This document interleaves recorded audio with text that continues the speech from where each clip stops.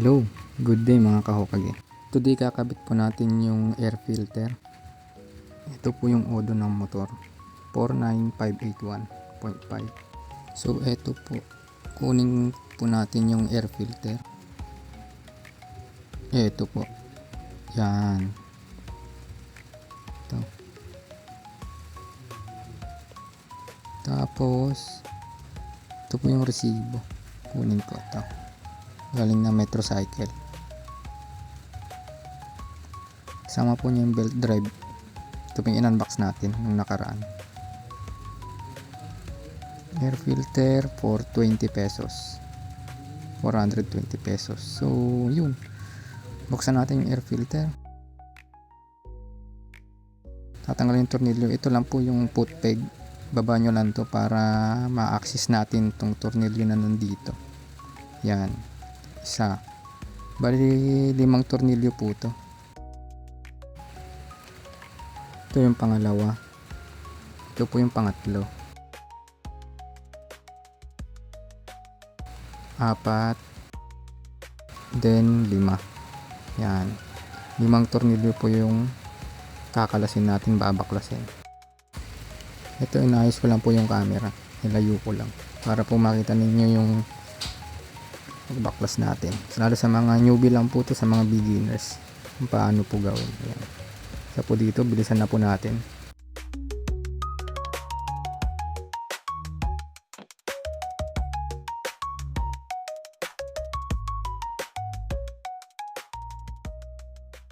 Fake po to na air filter. Fake lang po yan.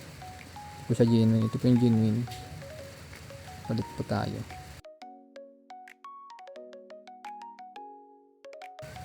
Kasi ano po siya yun na walang budget, kaya hindi mo na genuine yung binili.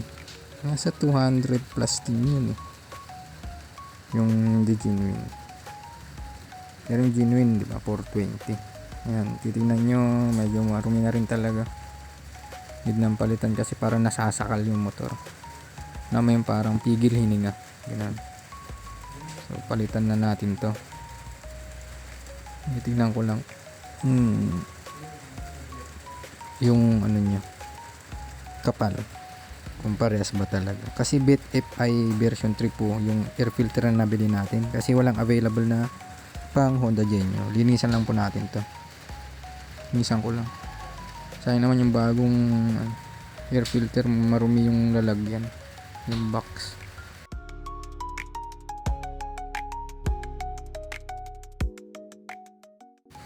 Sabi naman nila parehas yung BIT FI version 3 tsaka Honda Genio.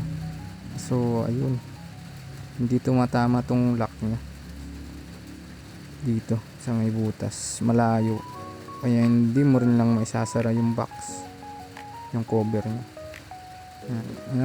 Yan lang po yung pagkakaiba naman yan, BIT FI version 3 air filter tsaka Honda Genio. Kahit anong ano natin, wala po talaga, hindi siya mapasok kasi hindi tugma. Mas naka atras po yung sa Honda Beat FI version 3, medyo nabasa bandang likod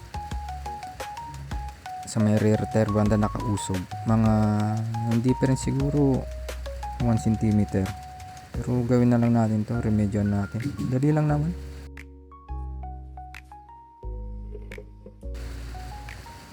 So ito guys, hello. Ito na tayo. Pasok tayo.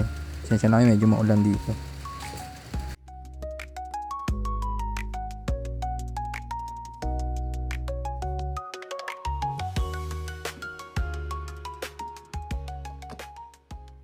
Ito po yung genuine na Honda Beat FI version 3 nga lang. Ayan.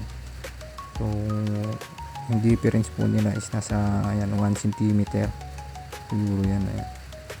So gagawin natin dito, pwede po ninyong tanggalin na lang yung lock, gumamit kayo ng kung anong cutter dyan, pero ito po yung ano dyan, wiggle lang po natin yan, dahan-dahan lang po yan,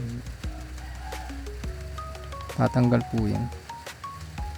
Yan lang po, tanggalin yan, lipat lang natin yung lock.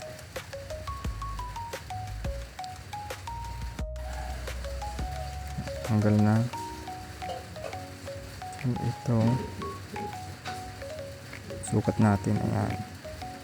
So yan, pasok naman po yung Bit FI version 3. Pwedeng ganito na lang yung nyo, o di kaya sa akin kasi gusto ko may lock pa rin siya kahit papano, kaya ayan, susukat ko lang dito, tapos lalagyan ko na lang ng glue para hindi ba nakalock pa rin siya. Ayan, dito siya banda, sa may bandang unahan, iusog ko lang siya. Ayan. So, okay, lagyan na natin to ng glue.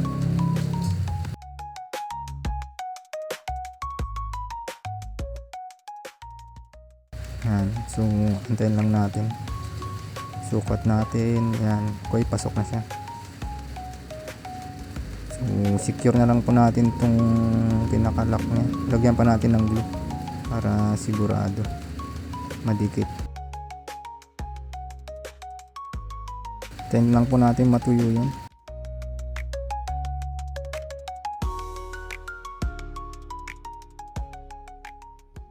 So, compare na rin po natin to. Fake tsaka genuine. Ayan, pantay na po siya. Ayan, tingnan nyo. Pantay na yung lock. Ayan. All goods na to.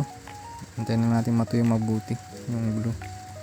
So, ito po yung pagkakaiba. Tingnan nyo yung tatak. Yung fake. Ayan. PPD TD30. Tapos ito sa may harap niya, ito parang may mga ano to, symbol.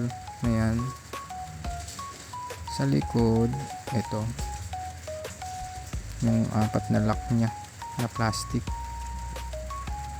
Ito naman yung genuine, ito may tatak siyang Honda mismo talaga. Tapos yun yung apat na ano nandito, parang apat na symbol na to dito, na wala na dito, wala.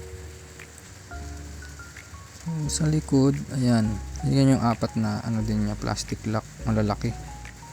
Mas malaki compare dito sa ayan, fake. Ayan. Ito yung fake, ito yung genuine. Ayan, kita po ninyo. So yun, antayin lang natin tumatayo, tapos kabit na natin dun sa motor. Yun lang mga kahokage, hanggang dito na lang.